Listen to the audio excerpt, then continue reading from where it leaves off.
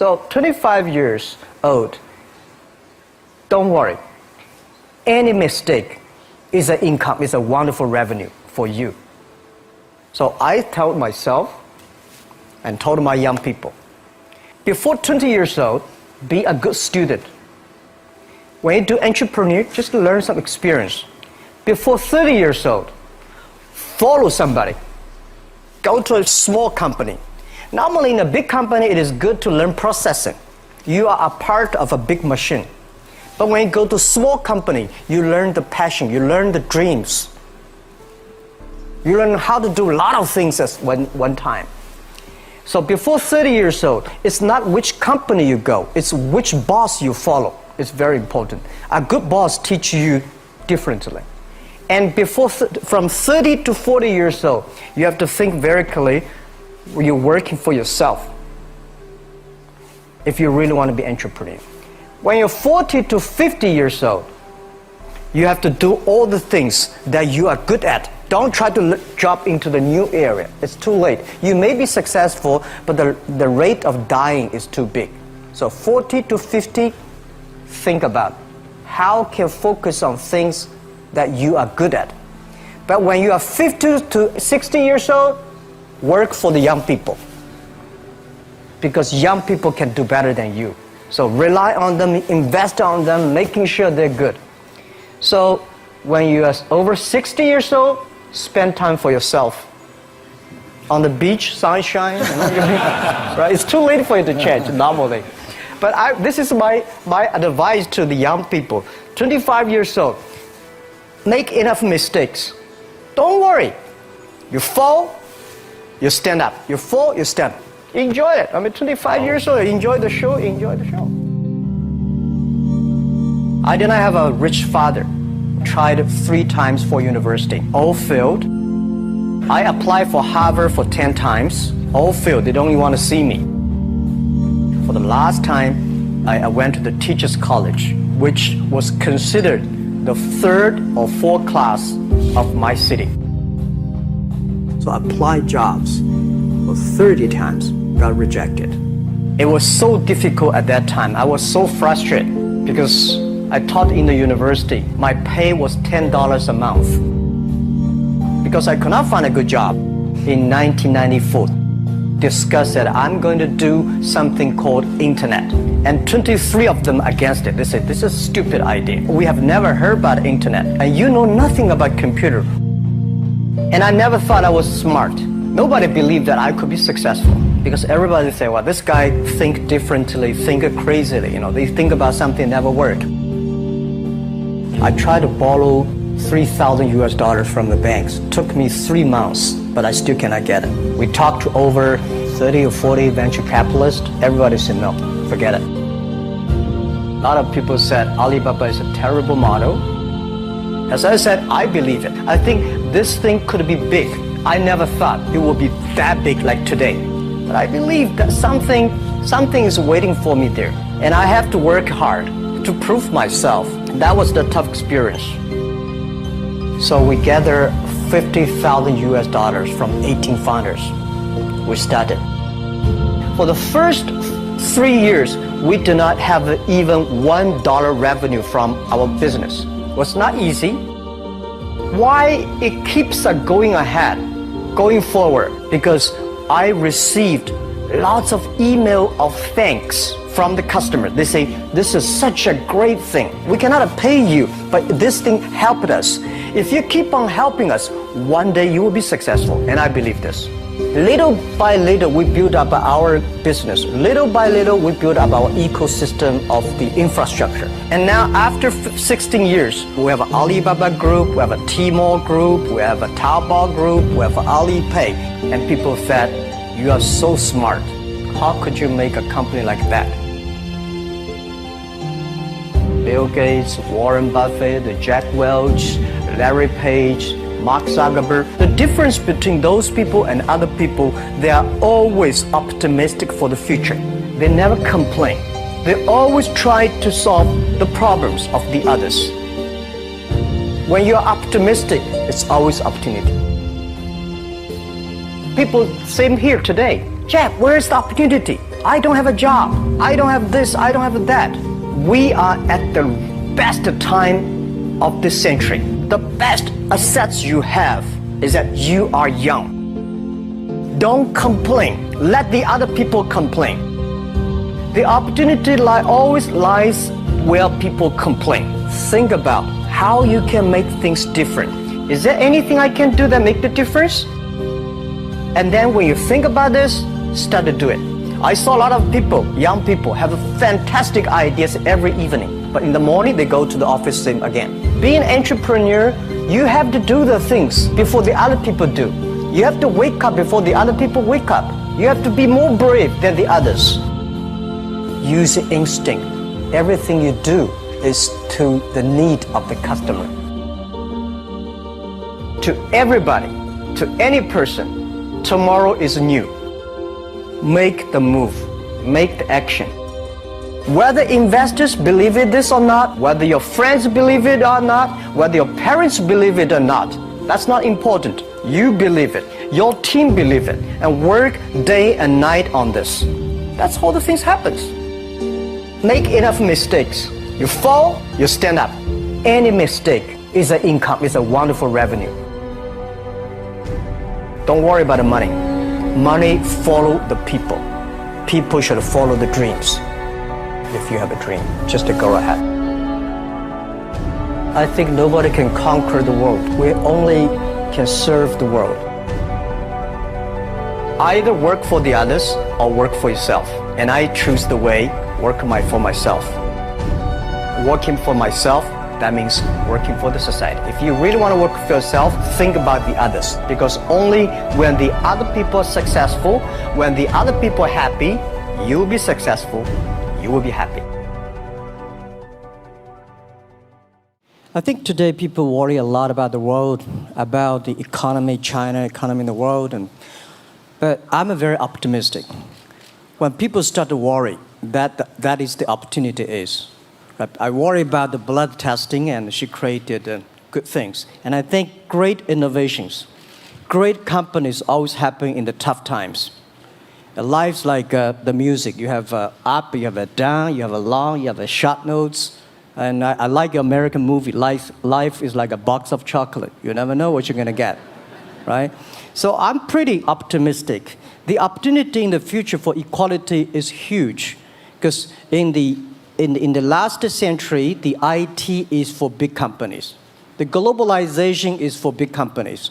But now with the technology, we can serve those 80% of the companies that never been served. We can serve the 80% of the young people that have never been served. Technology for internet is so cheap, so easy to use. One of the reasons why we grow in China e-commerce so fast, much faster than the USA, because our infrastructure of commerce in China was too bad. When it is too bad, something happens and goes. Today we are working on the rural areas of China. I can never imagine that China, about 800 million people still live in the rural areas, are farmers. And there are about close to 200 million people. Their income is less than $1 per day. And before the internet, it's impossible for these guys to reach the PC because it's so difficult. Even people like me, I don't know how to use a PC. But now 80% of the farmers, those people using mobile phones. When I have the mobile phones, the internet, the data, things change a lot. So I'm excited about the future. People always worry. I love the young kids sitting there and talking about the dream, the hopes, because if they have the hope, we have the hope. That's what I believe. And let's just take what you do. And I've loved every description I've ever heard about how you serve people, and your story about the bamboo farmers and your wife and her friends. It was fabulous. But where's this going? What are you going to do? What are your plans to maximize the use that people in remote rural areas of China can make of their cell phones besides ordering your products? How are you going to get it? Are you going to get them in the banking system through cell phones? How? Well, we never know that we can grow so fast. The past 5 months, we covered 4,500 villages. And these people, normally they use in very traditional way. It took them like we went to a rural area. It took the farmers 2 hours to walk to the downtown in the middle of the town and buy things. But today, because the mobile phone, and we can deliver things to their home, to their village within 72 hours. I remember last week I read a very interesting news. This is amazing. There is a girl, she told me a story. She said her grandfather, 92 years old birthday. And for his life, he always wanted to try one Western style food. But he lived in the rural areas. There's no such restaurant food. So she said, I tried on the internet, book a restaurant dinner for Western food, delivered to that village. And they finally immediately find one restaurant. There are 3 guys. They took like a 3 days bus from Shanghai to that village, made an Italian spaghetti and beef for them for this 92 years old birthday. And whole village was excited. Everybody said, wow, you can order food, Western style food. So buying almost everything. And also we're helping, there are a lot of farmers, they plant a lot of apples, great apples. But 90% of the apples rotted because there's nobody buy them. They normally buy by track. If you sell the apples, they sell whole track. And using the traditional way, they can sell by whole basket of the apples. But now, because of the internet, they sell by one. Each apple, they sell $1. Or 1 RMB or 2 RMB for each. So the farmers see using internet, they can buy and sell using the mobile phone. That changed their lives. And I think it's exciting. And people need examples when they see, my neighbor made money through online to selling things. My neighbor buy much interesting things online. People start to learn. And more people start to buy the mobile phones. We cannot make all the mobile factories to sell phones to them. Only they know the mobile phone really works, helping change their lives, they start to buy the mobile phones. Just one more question. And then, do you think this will make the current problems like the current problem in China less likely? That is, if we'll have more market information and the market will drive where the investment goes instead of the government trying to make judgments about, I better build another housing development or office development here, there, or yonder, and you wind up with a bubble. If it comes from the bottom up, is it more likely that fewer bad things will happen? Yeah, I think last week I was in Seattle discussing about the China economy. I think you American people worry too much about the China economy. Well, you see, every time when you start to worry about China goes better. Every time you think China is in problem, we'll get better. But when you have to say, you have a high expectation of China always a problem. Like parents have the expectation of the kids, are the same. But there's a big difference between American consumption because people say, the economy is bad, so China consumption will be good low. No, totally different. You Americans love to spend tomorrow's money. And the other people's money, maybe. Or maybe the children's money. We Chinese love to save money. We are probably the largest country, the safe deposit in the whole world because we've been poor for so many years. When we make money, we put in the banks because someday we know the disaster is coming, so we can spend the money. So when the economy is bad, we still have the money to spend. You guys probably don't. You worry. And the second thing is that China been focusing on developing for the past 30 years. China government so strong on investment, so strong on exporting, but they are too weak on the domestic consumptions. Domestic consumption is not driven by government, it's driven by entrepreneurship, driven by the market, not the government. So in the past 20 years, government is so strong. Now they're getting weak. It's our opportunity. It's our showtime. to see the market economy, entrepreneurship, how we can develop the real consumption. I think if the China developed the great consumption, we have a 300 million middle class. In next 15 to 20 years, we're going to have 500 million middle class. We need to import a lot. So when we start to import, that's a great. It's going. I worry a lot when we export. When we export, we got a terrible sky, we have a terrible water, we have a terrible environment. When we start to import, we got to be better. So that's all the great opportunity, guys. Be happy about that. I'm serious. I agree with that. I'm serious. Yeah. Worry about yourself. Don't worry about the others. The reason some of us worry about China is we depend on you to buy our debt. However, I tried to be more Chinese when I was president. I saved a lot of money. So good. Good. But I just wanted you to say that because I really believe that. I mean, I think you're absolutely right. The trend toward greater internal consumption is, I think, will remain unbroken in spite of whatever the difficulties are in the next few months. I think it's important not to overreact. You can't break the trend. You've got to clean up the land from chemical contaminants. You've got to clean up the air. You're going to do it. Yep. And a lot of Chinese will make a lot of money out of that. There'll be a lot of great new companies, and there'll be opportunities to import from other places. Yeah. So can you discuss your theory of what you're doing and other things in terms of whether it advances equal opportunity and social solidarity? Tell them what you think is going to happen. And what other kinds of, when your opening remarks, you just said technology is going to be active in this way in other areas of the economy. What do you think the next big opportunities are? But first, tell them just in 2 sentences what you're doing, because Jack and I know, and we haven't been clear enough. Explain it, and explain how you think that advances social solidarity and equality of opportunity.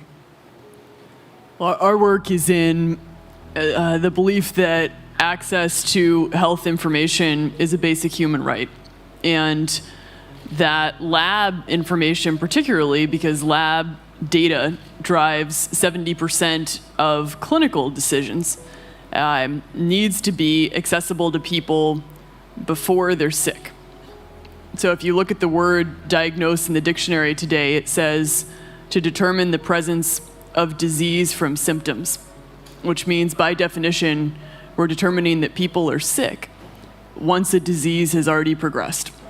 And our work is in being able to make lab testing accessible to people in time for therapy to be effected, and to do that in a way in which every person, irrespective of their insurance status, irrespective of where they live, can afford the ability to get a test done. So that means, in our case, we've invested the last 12 years in now developing hundreds of tests, many of which are less than $10. So $2 tests in the United States. And I think one of the amazing things about this country is that we have such an incredible ecosystem for fueling creativity, and that creativity can create new markets. So in answer to your question about the market being able to conform itself to social good, I think the creativity that goes into creating these new technologies creates new markets in and of themselves. And our basic belief is that those new markets come from empowering individuals and enfranchising individuals and trusting that individuals have the capability to engage with information, and in accessing that information, beginning to take control of their own outcomes and their own health outcomes, and in doing so, changing the way our healthcare system works. Think what this could mean for rural China, for rural India, for Native American reservations in America, for the Mississippi Delta, for the remote areas of where all the jobs were lost from coal. You're all of a sudden giving people information. And one of the most important things I think we did in my second term as president in the healthcare front, was develop this diabetes self-care program. And all of a sudden, Jack's company could be delivering the means to self-care based on your test. I mean, I think that this is a very big deal. We all want to live as long and as well as we can. And Craig Venner was here. We were joking about whether we'd make it to 100. But in the meanwhile, you want to keep people healthy. And if they're sick, you want to intervene early, not late. Yeah. Well, and if you look at, the ability to engage with this information, we have a $4 trillion healthcare problem in this country. 20% of it is type 2 diabetes, which is reversible.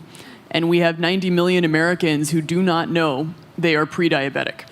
But access to information and the ability to engage with that information is the foundation for being able to change those outcomes and cost, right? One more fact, and then I want to call on Jack. You founded this company 12 years ago, right? Yeah. Tell them how old you were. I was 19. Yeah.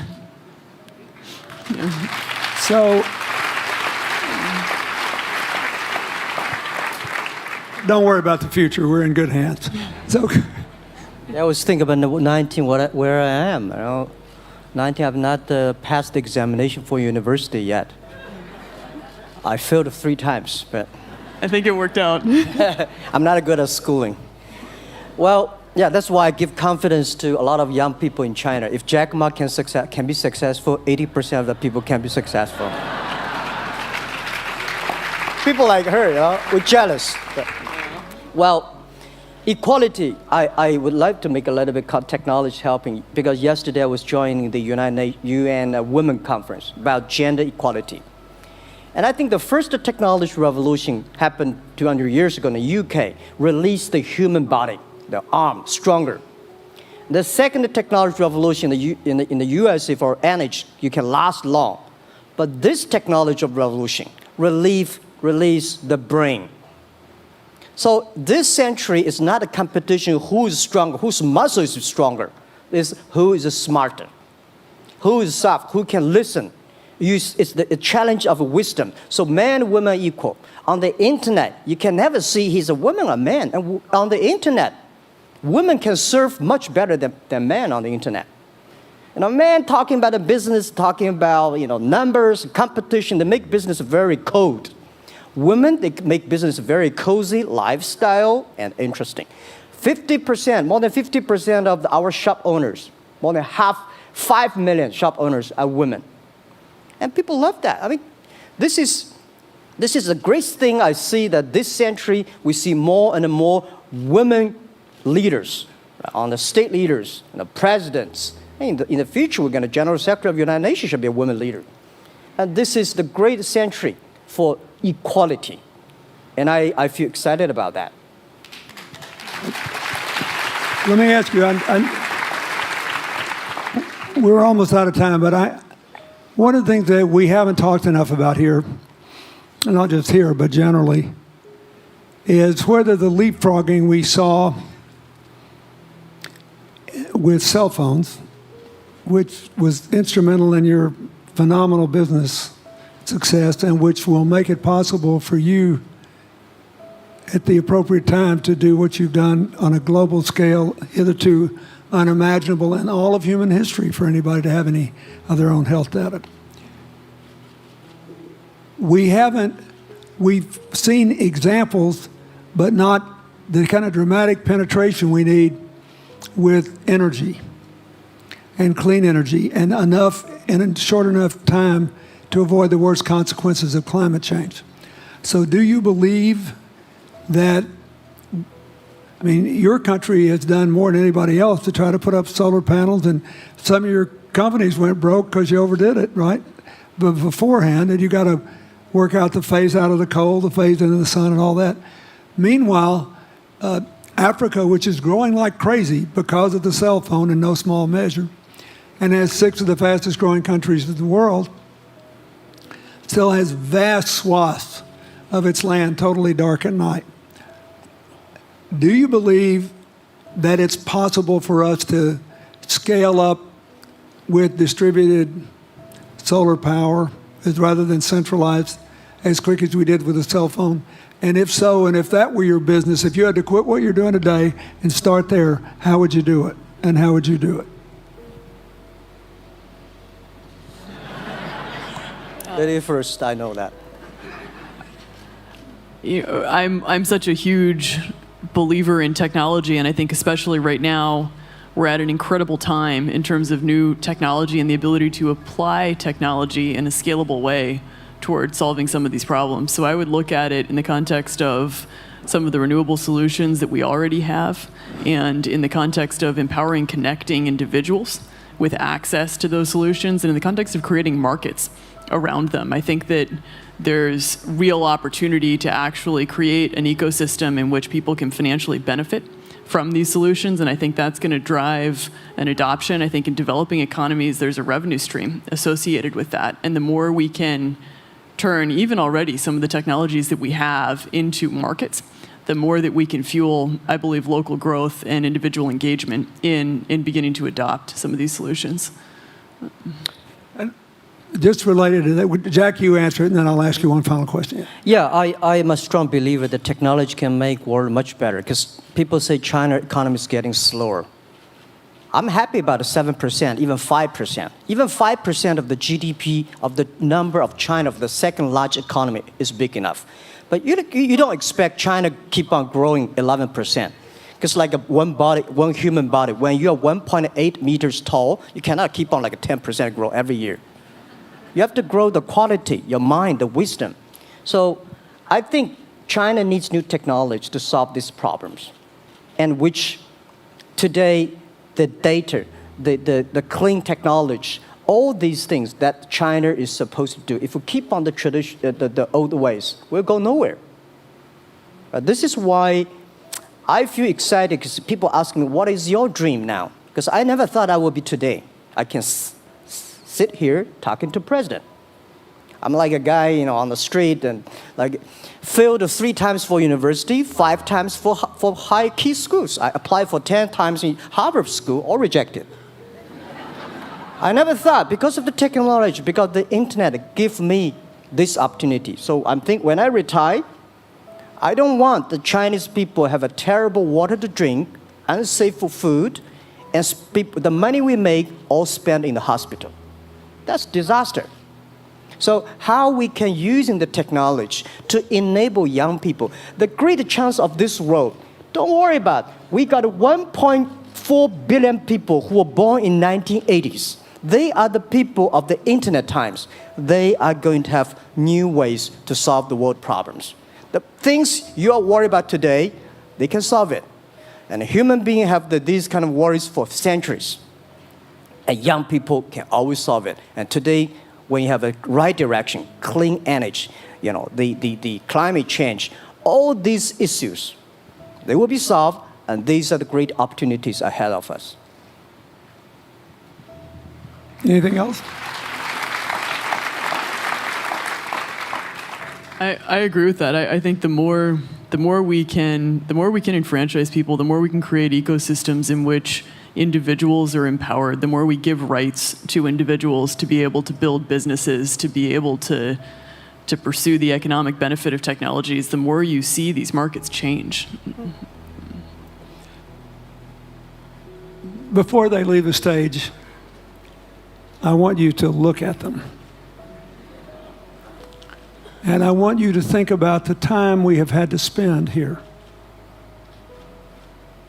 dealing with the refugee problems in Syria and Lebanon.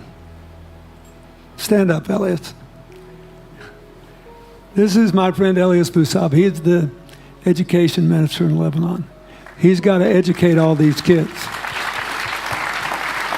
And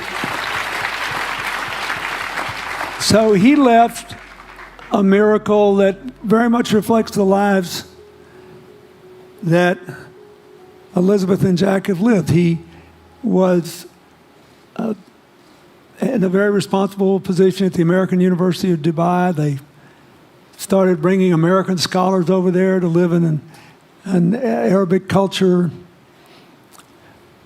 He did all these wonderful things. Lebanon got in trouble. He went home to save his country. What is the difference? How much more could he and every smart Lebanese person do if they could focus on these things? And why can he not? Because the place is dominated by people who think their differences are more important than their common humanity and their common challenges. You cannot imagine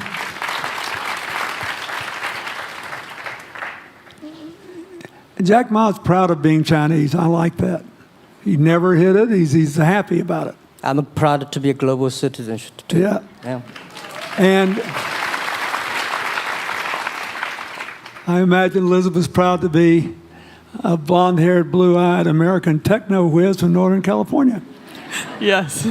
But they don't, not a word either one of them has said has defined the meaning of their lives or the direction of their work with negative reference to someone else. My friend Dikembe Mutombo, stand up. No, you don't have to stand up. It'll hurt you too much.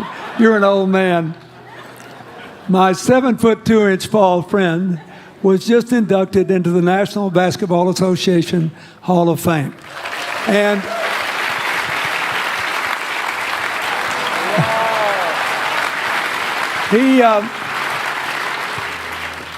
my family, my whole family loves him. And I have seen how much he has given back to his native country, Congo, which has been so troubled. I've known him a long time. We both went to Georgetown University. I did before he was born, I think. I've never heard him say a resentful thing about anybody. I have seen him give and give and give and try to give the people in his native land opportunities. Why am I telling you this? He's had a good life because he never defined his life with negative reference to anybody else. He never begrudged anybody else's success, and he thought he had an obligation to help other people. I'm telling you, we are back in a time of collective global insecurity where the main struggle is the oldest one in human history, just in modern techno realities. I mean, if you were trying to build the Middle East, you would think about our permanent sponsor here, the ambassador from Oman, who her government tried to help head off a calamitous war in the Middle East over the nuclear issue in Iran. We all pray to God that it'll work out all right. And the lead she made. You look around all these places, wherever people are putting aside their differences and working together, good things are happening. We cannot achieve economic or social equality without living in the factual realities of the world we face, looking at the obstacles, looking at the opportunities, making the best decisions. And those of us who even feel good about ourselves because we think we spend a lot of time giving, our whole goal should be to work ourselves out of a job. One of the things that Bill and Tanny Austin are sitting there with Starkey, they started giving away hearing aids, and then they decided, well, we better teach these young people how to speak. If they get the gift of hearing, they'll have to learn that. So they got into the education business. Sonny Varkey got into the education business and decided somebody ought to do something really dramatic to remind people that the only people that really matter are the teachers. So he gave the first Global Teacher of the Year award last year, and an international panel gave the prize to a teacher from Maine who promptly gave the entire $1 million to her school. The woman never made any money in her life. She gave all the money away immediately. The future is going to be forged by people who think of how to use the modern tools that we are given, as Elizabeth and Jack have, to create opportunity through empowerment. And it will not be a straight line. It's too many moving parts. But I just want you to think about that. The reason you feel good looking at them is that you identify with them even though they're different from you. And that's basically where we are all over again, and we can't slip back. We can't give up. That's why when we had the Prime Minister of Italy and George Soros talking about the future of Europe, and George said it was coming apart, and the Prime Minister said, no, it doesn't have to come apart if it's about something more than economics. I thought it doesn't have to come apart if you will it not to. And you put yourself on the line for it. There are no guaranteed outcomes today, but you can guarantee that the trend is right. So go ahead, you were going to say something, weren't you? Yeah, I just wanted to add, I mean, as we're talking about the future and from my own experience and looking at all the faces here, I think a huge part of the answer to your question is also to raise our little girls with the stereotype that they can be the best in engineering and science and math, because when they do in all of these industries, it changes everything. And we need to do that in this country, and we need to do that as parents in other countries. You know? Yeah, I was thinking about if what you say. I think about when you talk about problems, you normally is like a politician. When you talk about opportunities, that the business people. I was thinking about how we can using this all the problems that change the problem become the opportunity. And I don't know. I just feel excited when people talk about problems. I think think about if you can solve one of them, that's the chance. And today, nobody live in this century has so many opportunities and so many tools they can use to change other people's life. And I think in the last century, which I call the IT time, this century is called the DT time, data technology. IT is to empower yourself, make yourself strong. DT is to empower the others. When you empower the others, you empower your future, yourself. So when I listen to you talk, I agree, and I think that's why we were born in this century. That's why how we can use the internet to help more people. Let's give him a hand. Thank you.